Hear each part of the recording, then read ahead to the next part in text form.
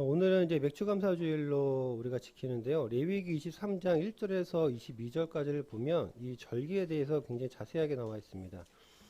레위기 23장 1절에서 22절까지를 보면 우리가 성경에 나와 있는 구약의 절기에 대해서 자세히 나와 있으니까 같이 한번 읽어보시면 좋을 것 같습니다. 인간은 오늘을 살아갑니다. 그렇죠. 오늘을 살아가고 오늘이 지나면 그리고 이제 어제가 됩니다. 사람은 어제를 기억하며 오늘을 살아가고 그리고 지나온 삶을 돌아보며 내일을 꿈꾸고 준비합니다. 어제와 비교하면 오늘은 어떠신가요? 어제와 비교해서 오늘은 더 좋은 오늘인가요? 아니면 어제보다 더 나쁜 더 나쁜 오늘인가요?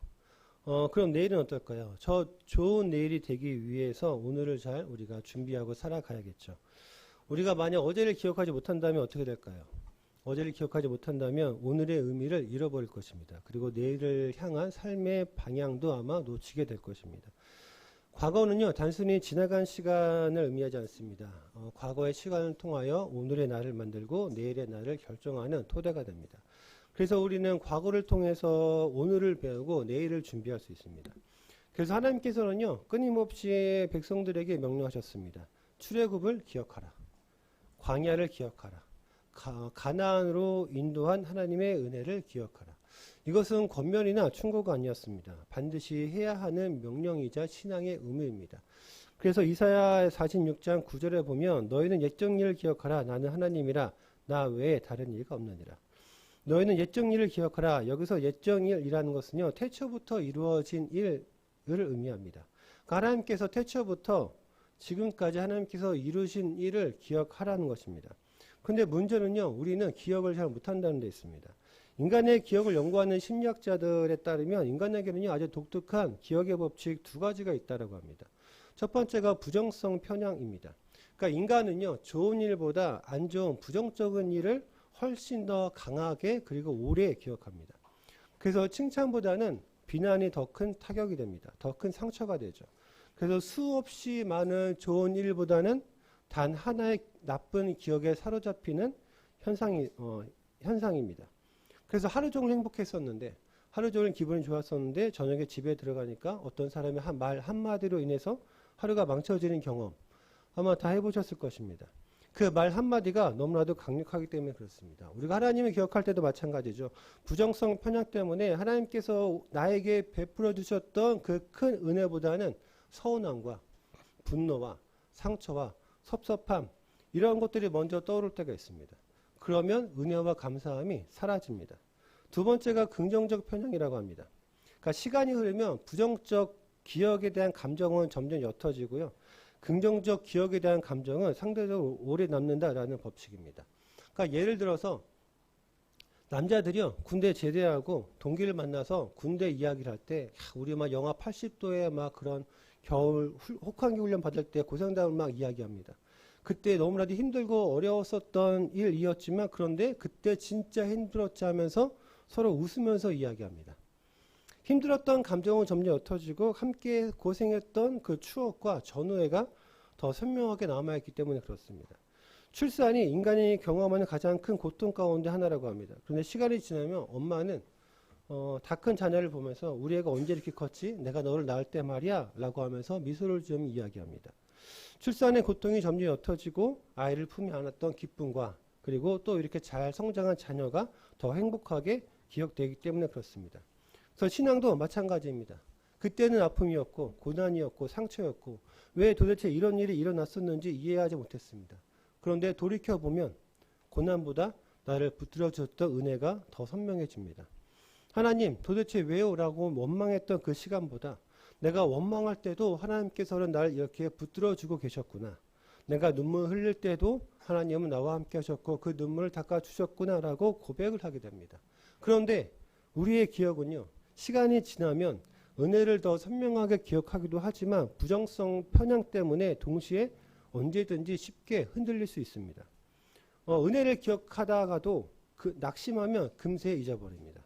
감사하다라고 해도 어려움이 찾아오면 금세 또 원망합니다. 우리의 기억은요, 감정이 흔들리고 상황에 흔들리고 환경에 흔들립니다.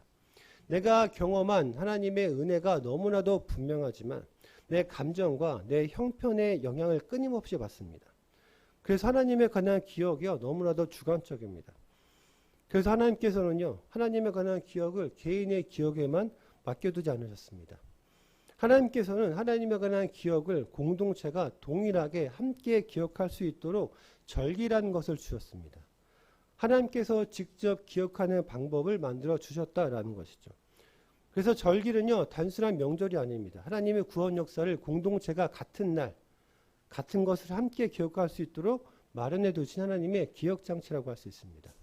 그래서 절기를 지킨다는 건 함께 하나님의 구원을 기억하는 것이고 함께 하나님의 은혜를 잊지 않는 것이며 같은 믿음을 지금 세대에서 우리의 다음 세대로 이어주는 것입니다. 그래서 절기의 핵심은요 기억하는 것입니다. 오늘 우리 행복한 교회가 맥주감사주를 맞이해서 공동체가 함께 하나님을 기억하기를 소망합니다. 오늘은 주보를 보시면서 함께 말씀을 듣도록 하죠. 주보에 보면 주보 예배 순서 옆 페이지에 하나님께서 주신 절기라는 표가 있습니다. 구원의 역사를 기억하는 시간. 구약에는요 하나님께서 자기 백성과 만나기 위해서 하나님께서 특별히 정하신 7개의 절기가 있습니다. 유월절, 무교절, 초실절, 오순절, 나팔절, 속죄일, 초막절입니다. 오늘은 오순절까지 함께 나누도록 하겠습니다. 이 절기는요 한 날을 지정해서 지키기도 하지만 기간으로 지키기도 합니다. 구정이면 우리가 구정 연휴까지 생각하는 것과 마찬가지입니다. 하나님께서는요 각 절기의 의미와 그리고 시기와 절기를 지키는 방법까지도 다 정하셨습니다. 또한 이 절기들이요 서로 연관이 되어 있기도 합니다. 성경의 절기는요 출애굽과 농사와 관련되어 있습니다. 이스라엘 백성들이요 애굽에 노예로 있었을 때는요 절기가 없었습니다. 그런데 출애굽한 이후에 너희를 구원한 하나님을 기억하라고 하나님께서 절기를 제정하셨습니다. 출애굽 이후 하나님께서 인도하시는 가나안에 들어가면 이제 농사를 지어야 됩니다. 하나님께서 광야에서는 만나를 통해서 먹여 살리셨죠. 그리고 가나안에 들어가면 이제 농사를 통해서 먹여 살리신다라는 겁니다. 그래서 절기는 농사와도 깊은 연관이 있습니다. 광야에서는 매일매일 일용할 양식이 만나가 주어졌습니다. 그래서 만나를 주시는 분이 누구인지 이것을 기억하라 라고 하셨다면 가나안에서는 농사를 통해서 너희를 먹여 살릴 건데 이 가나안의 풍성함을 허락하시는 분이 누구인지 절기를 통해서 기억하라는 것입니다. 절기를 지키는 것을 통해서 출애굽을 기억하고 광야의 인도하심을 기억하고 가나안의 풍성한 은혜를 베푸신 분이 누구인지 기억하라라는 것입니다. 그리고 이 절기가요 예수님과 깊숙이 연관이 되어 있습니다. 먼저 유월절을 보죠. 성경에서 가장 중요한 절기가 유월절입니다. 애굽의 마지막 재앙 때 어린 양의 피를 문설주에 바른 집들만 죽음이 넘어갔었습니다. 유월절은 하나님께서 살리셨음을 기억하는 절기입니다. 이 유월절이요 농사와 관련되어서는 유월절은 보리를 수확하는 시작하는 시기입니다. 그래서 유월절은요 구원의 출발점, 수확의 출발점이라고 할 수 있습니다. 그리고 예수님께서 유월절에 십자가에 달리셨습니다. 예수님께서 유월절 어린 양으로서 우리를 살리셨다라는 거죠. 유월절은 단지 출애굽 사건만을 기억하는 절기가 아닙니다. 우리도 죄와 사망의 권세에 묶여 있었던 노예가 되어 있었던 사람들입니다. 애굽의 노예였던 이스라엘처럼 우리도 죄악의 권세에 살던 우리를 하나님께서 예수 그리스도의 보혈로서 우리를 살리셨습니다. 그래서 유월절은요 하나님께서 그들을 살리셨다라는 절기가 아니라 하나님께서 나를 살리셨다라는 절기입니다. 하나님께서 나를 살리셨다. 그래서 맥주감사주일에 우리가 가장 먼저 감사해야 될 것은요 건강도 물질도 사업도 아닙니다. 내가 구원받은 사람이라는 사실입니다. 내가 구원받은 하나님의 자녀라는 사실. 이 구원의 감격을 잃어버리면 감사도 사라집니다. 그러나 이 구원을 기억하는 사람은 내가 자녀됨을 기억하는 사람은 어떠한 상황 속에서도 감사의 이유를 잃지 않을 수가 있습니다. 그래서 기억하는 사람은 감사할 수가 있습니다. 그리고 무교절은요.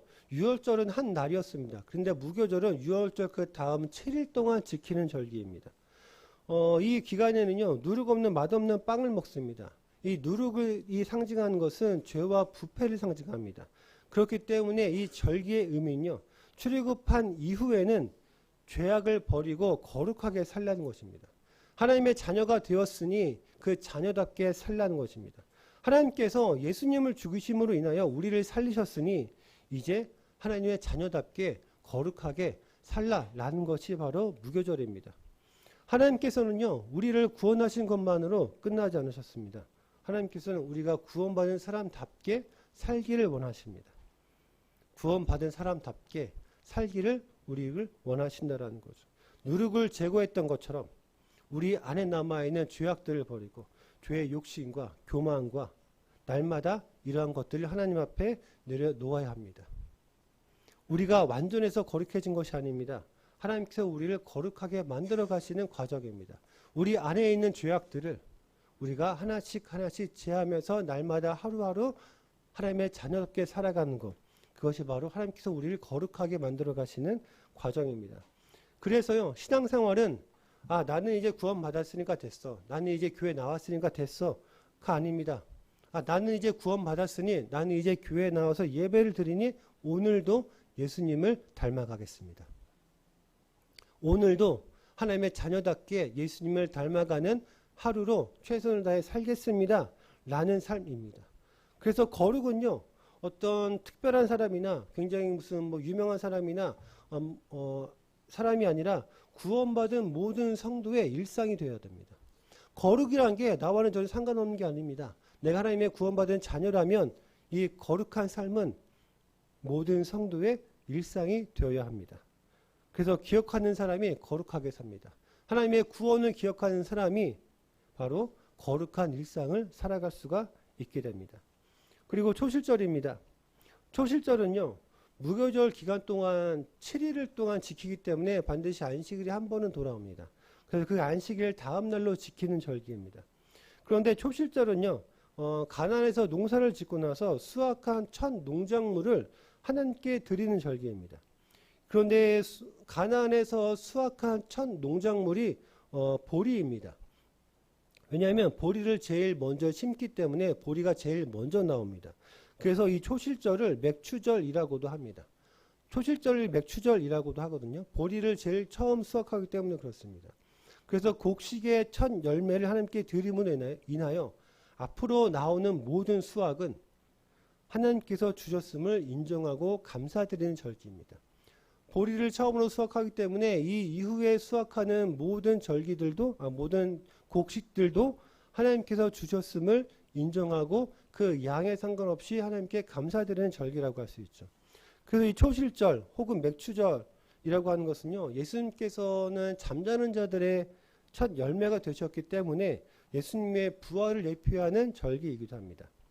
첫 열매를 하나님께 드렸다라는 것은요, 가장 먼저 가장 좋은 것을 그리고 내 모든 것을 하나님께 올려드렸다라는 것입니다. 이것이 내 인생 전체가 내 모든 것이 하나님의 것임을 고백하는 우리의 믿음의 표현이자 우리의 믿음의 고백이 되어야 됩니다. 그래서 첫 열매를 드릴 수 있는 사람은요, 앞으로 거두게 될 모든 수확도 하나님께 맡길 수가 있습니다. 오늘 우리가 맥주감사 주일 때 감사헌금을 드리는 것도 같은 믿음입니다. 하나님, 지금까지 하나님께서 주셨고 앞으로의 모든 수확도 하나님께서 주심을 고백합니다. 라는 거죠.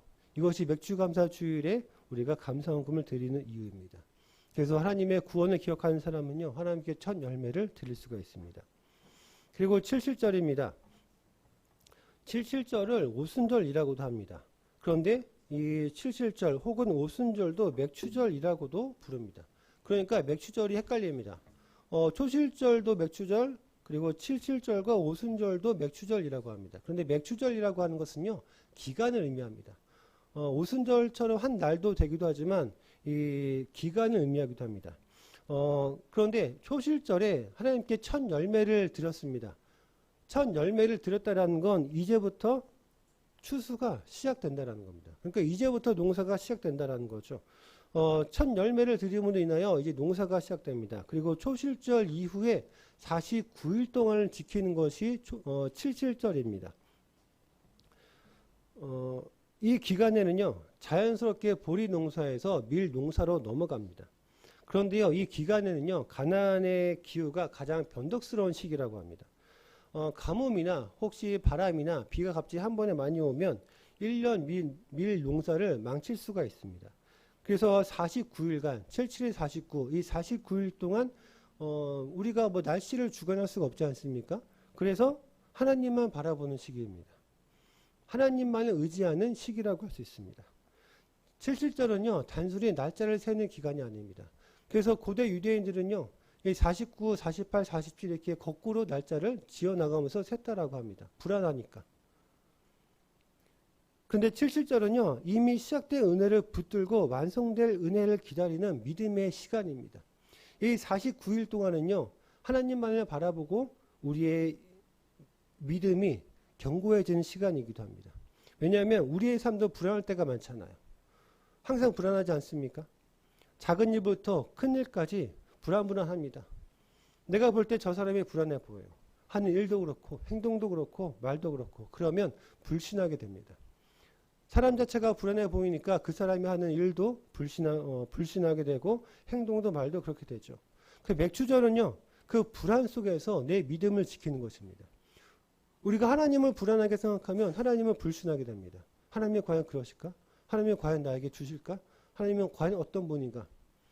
하나님 향한 불안이 우리에게 증폭이 되면 하나님을 불신하게 되죠. 그 불안 속에서 이 77절, 맥주절은요, 내 믿음을 지키는 것입니다. 불안 속에서 하나님만을 절대적으로 의지하고 바라보기를 다시 한번 결단하는 절기입니다. 그 불안에 우리의 믿음을 맡기지 말고 그 불안 속에서 우리가 다시 한번 하나님만을 바라보고 내가 의지하겠다라는 것을 다시 한번 결단하는 절기이기도 합니다. 우리의 신앙도 마찬가지죠. 우리는 이미 예수님으로 인하여 구원을 받았습니다. 그러나 하나님께서 우리 안에서 이루실 일은 아직 끝나지 않았습니다. 구원은 시작되었지만 하나님께서는 지금도 우리를 변화시키시고 우리의 삶을 통하여 하나님의 뜻을 계속해서 성취해 나가십니다. 그리고 우리를 자라게 하시고 우리를 통해 하나님의 뜻을 계속해서 이루어 가십니다. 그래서 신앙생활은요, 이미 받은 은혜를 기억하면서 아직 이루실 은혜를 기대하는 삶입니다. 우리가 이미 은혜를 받았습니다. 그런데 그 은혜가 받았기 때문에 끝난 것이 아닙니다. 앞으로 우리에게 이루실 하나님의 은혜를 더욱더 기대하며 살아가는 삶이라고 할 수 있습니다. 그래서 77절의 49일은요, 기다림의 시간입니다. 기도의 응답을 기다리고 회복을 기다리고 하나님의 때를 기다립니다. 그 기간이요, 때로는 불안하죠. 때로는 두렵습니다. 때로는 자신이 없을 때도 있습니다. 그러나 그 기다림의 시간은요, 곡식이 익어가는 시간입니다. 49일의 그 기다림의 시간은 하나님의 때와 하나님의 응답과 하나님의 마음을, 사랑을 기다리는 그 기다림의 시간은 불안하기도 하지만 오히려 내 안에서 믿음이 더욱더 숙성되어져 가는 시간이기도 하다라는 겁니다. 우리가 왜 기다릴 수 있을까요? 이미 하나님께서 우리를 구원하셨기 때문입니다.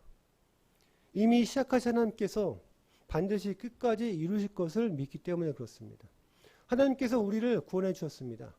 구원하셨다라는 것에 끝나지 않습니다. 계속해서 우리의 삶을 통해 하나님의 뜻을 이루시고 예수님의 재림 때까지 우리를 끝까지 인도하고 책임지실 것을 우리가 믿기 때문에 그렇습니다. 그래서 우리는요, 첫 열매만 받은 사람이 아니라 마지막 추수를 기다리는 사람이기도 합니다. 이미 받은 은혜를 기억하는 사람은요, 아직 보이지 않는 은혜도 기대하며 소망할 수가 있습니다. 기억하는 사람은 기다릴 수가 있습니다. 그리고 기다리는 사람은 끝까지 하나님을 의지할 수가 있습니다. 하나님의 구원하심을 기억하는 사람은 하나님의 새로운 은혜를 기다릴 수가 있다는 거죠. 그리고 오순절입니다. 77절 49일을 기다린 그 다음 날이 50일째를 오순절이라고 합니다. 이때쯤 되면 본격적으로 이제 밀을 수확합니다. 그래서 오순절은 완전 축제일처럼 지납니다. 49일의 불안을 견디고 수확한 밀로 만든 2개의 빵으로 하나님께 감사의 제사를 드립니다. 이 2개의 빵은요, 내 힘이 아니라 하나님의 공급하심에 감사드린다라는 의미입니다. 출사할 수 있게 해주신 하나님께 감사드리고, 그리고 유대 전통에 따르면요, 이 오순절에 모세가 시내산에서 2개의 돌판으로 기록된 10계명을 받았기 때문에 말씀을 의미한다라고 합니다. 그러니까 이 날이요, 신학에 와서는 예수님의 승천 이후에 오순절에 120명의 성도들이 마가의 다락방에 모여서 기도하고 있었죠. 그때 성령이 임합니다. 그래서 오순절 성령 강림이라고 합니다. 7절절 혹은 오순절 혹은 맥추절. 구약에서는요, 시내산에서 십계명 말씀을 받았다라고 한다면 신약에서는 이날 성령을 받았습니다. 매일매일 일상에서 말씀에 순종하는 이스라엘을 통해서 하나님의 뜻이 이 땅에 드러나고 성취하도록 하나님께서 십계명 두 돌판을 주셨습니다. 말씀을 주셨거든요. 그런데요, 사람들이 우리가 말씀대로 살 수가 없습니다. 말씀을 온전히 지킬 수가 없다라는 거죠. 그래서 하나님께서 성령을 보내주셨습니다. 이제는요, 돌판에 기록된 말씀이 아니라 성령께서 우리의 마음에 직접 말씀을 새겨주십니다. 우리가 읽은 말씀들이 성령을 통해서 우리 안에서 진짜 살아 움직이게 된다라는 거죠. 그리고 성령을 받은 사람들이 함께 모여 하나님의 백성이 되었는데 그것이 바로 교회입니다. 교회는요, 성령 하나님의 사역의 시작이자 결과라고 할 수 있습니다. 하나님께서는요, 말씀으로 시작하신 구원 역사를 이제 성령으로 완성해 가십니다. 그래서 오순절은요, 성령을 받은 날을 기념하는 날이 아닙니다. 우리가 사도행전에 기록된 오순절 성령 강림 사건, 오순절 때 성령을 받았다라는 것을 기념하는 절기가 아니죠. 오늘도 지금도 내 안에서 성령께서 함께 하신다라는 사실을 기억하는 절기입니다. 과거에 성령을 받았다라는 것만 기억하는 것이 아니라 오늘도 지금도 내 안에서 성령께서 나와 함께 하신다라는 것을 기억하는 절기. 그래서 성령을 기억하는 사람은요, 혼자 신앙생활하지 않습니다. 하나님께서는 성령을 통해서 우리를 교회로 부르셨기 때문입니다. 그래서 우리가 이곳에 모여서 함께 예배드립니다. 하나님께서 성령을 보내셨고 성령이 사람들을 하나로 묶어서 교회가 탄생했습니다. 그리고 이 교회를 통해서 하나님의 구원이 세상으로 우리 성도들의 각자의 삶의 자리로 흘러가게 됩니다. 그래서 하나님의 구원하심을 기억하는 사람이 성령을 의지합니다. 하나님께서는요, 오늘도 성령을 받은 우리를 통해서 가정에서, 직장에서, 학교에서, 세상 가운데 하나님의 뜻을 계속해서 이루어 가십니다.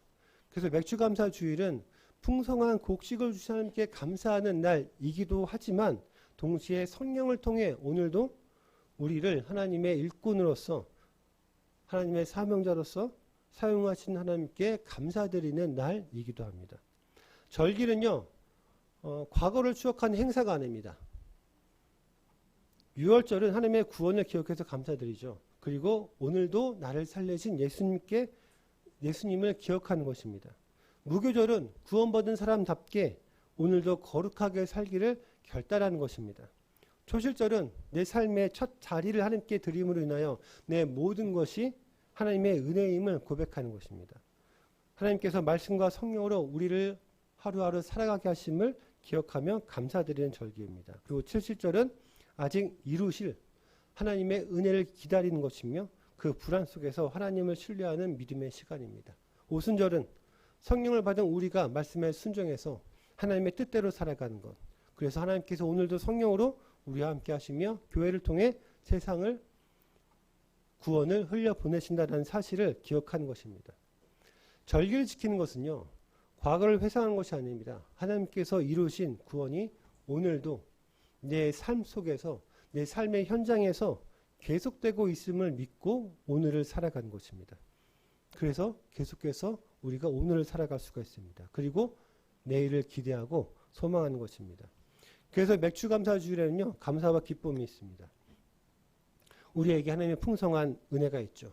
하나님의 은혜를 기억하는 사람들에게는요, 감사가 있습니다. 그리고 감사하는 사람들에게는 기쁨이 있습니다. 우리 어떤 마음으로 하나님께 감사드립니까? 화나고 짜증나고 불평하고 불만스러운 마음으로 하나님께 감사드립니까? 아니잖아요. 우리 기쁨의 마음으로 하나님께 감사드립니다. 그래서 절기는요, 공동체가 함께 감사하며 기뻐하는 날입니다. 연약한 사람, 고아, 과부, 나그네 등 모두 함께 동일하게 기억하고 감사하고 기뻐하는 절기가 맥주감사주일입니다. 이 주일은 풍성한 축제잖아요. 나 혼자만 기뻐하는 것이 아니라 모두 함께 같이 동일하게 기뻐하고 감사해야죠. 동일한 것을 가지고 기뻐하고 감사해야 됩니다. 제가 예전에 어느 다큐에서 동남아시아 어떤 나라 그 산골 깊은 오지 부족을 촬영하는 것을 봤는데요. 그 부족은요, 특이하게 그 부족 내에서 화가 나거나 속상한 사람이 있다, 라고 하는 그 이야기가 들리면 마을 촌장과 몇몇의 사람들이 그 사람 집으로 찾아갑니다. 그리고 화난 사람을 이렇게 삥 둘러싸요. 그리고 막 큰 소리로 웃으면서 사정없이 간지럽히더라고요. 그러면 처음에는 인상 쓰고 화났기 때문에 막 인상 쓰고 몸부림치고 하다가 이렇게 둘러싸여서 억지로 막 하니까 못 당하더라고요. 근데 억지로 계속 웃을 때까지 간지럽혀요. 그러니까 어쩔 수 없이 큰 소리 같이 웃으면서 기분이 풀어지더라고요. 감사와 기쁨이 없어서 웃음이 사라지고 인상만 쓰여지시나요? 함께 기뻐하고 감사할 수 있도록 우리가 최선을 다해서 간지럽혀줘야 됩니다. 최선을 다해서 간지럽혀줘서 함께 기뻐할 수 있도록, 함께 즐거워할 수 있도록. 그러고 싶은 사람이 몇 명 보이긴 하네요. 가운데를 모시고 우리 하면 좋을 것 같아요.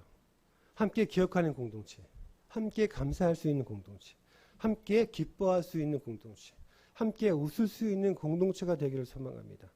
오늘 우리가 맥주감사주의를 지킵니다. 맥주절은요, 하루 감사하고 그냥 끝내는 기념식이 아닙니다.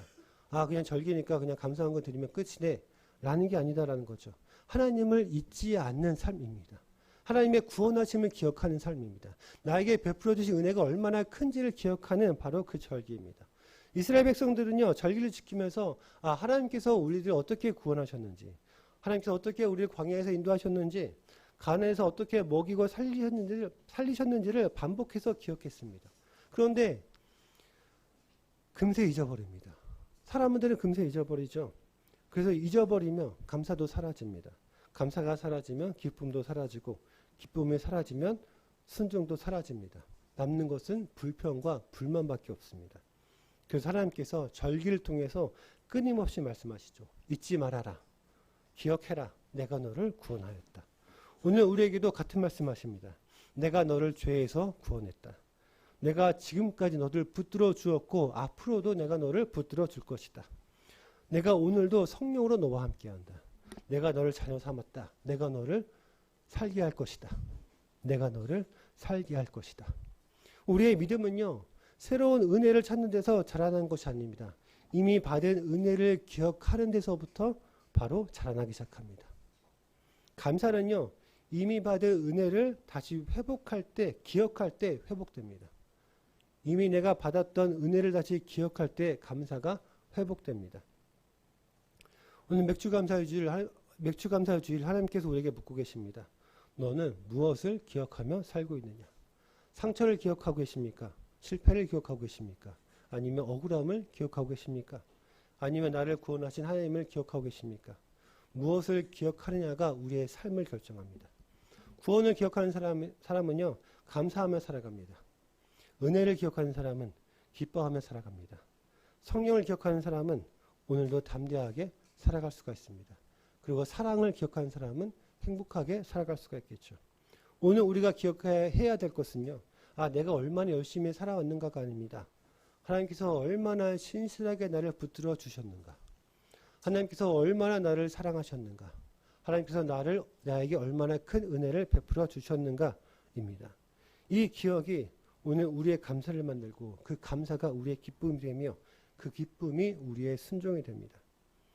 오늘 맥주감사주일은요, 구원하신 하나님을 함께 다시 기억하는 날, 말씀과 성령으로 지금도 우리를 인도하시는 하나님 함께 기억하는 삶, 그리고 그 기억을 우리 자녀들과 다음 세대까지 이어주는 믿음의 절기가 되기를 축원드립니다. 기억하는 사람은 감사하고 감사하는 사람은 기뻐합니다. 그리고 기뻐하는 사람은 끝까지 하나님과 함께 걸어갑니다. 이번 한 주 동안 나는 무엇을 기억하며 살 것인가? 하루를 시작할 때 구원을 기억하며 시작하십시오. 감사가 달라질 것입니다. 그리고 하루를 마칠 때 성령을 기억하며 기도하십시오. 내일을 기대하게 될 것입니다. 오늘 우리 모든 성도들이 삶 가운데 하나님의 이러한 은혜가 충만하기를 주님의 이름으로 축원드립니다. 우리 함께 기도하고 찬양하실 텐데요. 내가 누려왔던 그 모든 것들이 주님의 은혜임을 시간 고백하며 기도하길 원합니다. 그리고 앞으로도 하나님께 주실 것들을 기대하며 또 소망하며 우리 함께 찬양하고 기도하겠습니다.